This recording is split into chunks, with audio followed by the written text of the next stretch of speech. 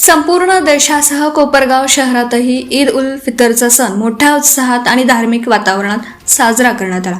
पवित्र रमजान महिन्याच्या समाप्तीनंतर येणाऱ्या या सणानिमित्त मुस्लिम बांधवांनी मोठ्या संख्येने एकत्र येत नमाज अदा केली। शहरातील जुनी ईदगाह येथे सकाळी 9 वाजता नमाज पठण करण्यात आला, तर नवी ईदगाह 105 परिसर येथे सकाळी 9:30 वाजता नमाज अदा करण्यात आली।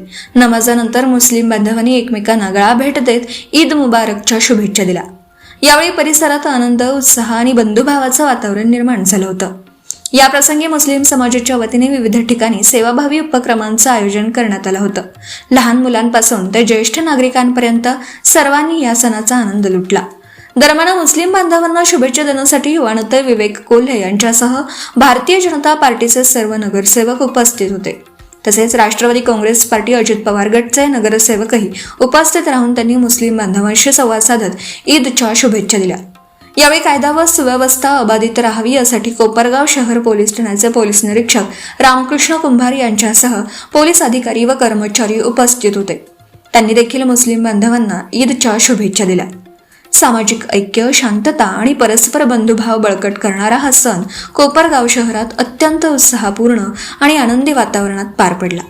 आज पवित्र अशा रमजानचे 30 दिवसाचे उपवास सांगता ज्या दिवशी होती, असा पवित्र असा सण रमजान ईदच्या निमित्ताने सर्वच मुस्लिम बांधवांना मी खूप खूप शुभेच्छा देतो।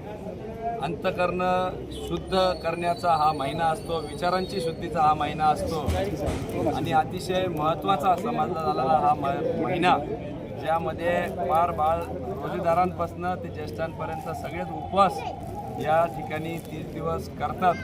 आणि आज ईदच्या निमित्ताने नवीन कपडे असतील, वस्त्र असतील, खऱ्या अर्थाने नवीन विचार घेऊन, नवीन ऊर्जा घेऊन वर्षभर त्या ठिकाणी काम करण्यासाठी सगळे मुस्लिम बांधव सज्ज होत असतात। एक विशेष महत्त्व दान, सदका आणि झकात याला असतं की जेणेकरून आपण दुसऱ्याला देऊन आपण त्या ठिकाणी समाजाची सेवा केली पाहिजे।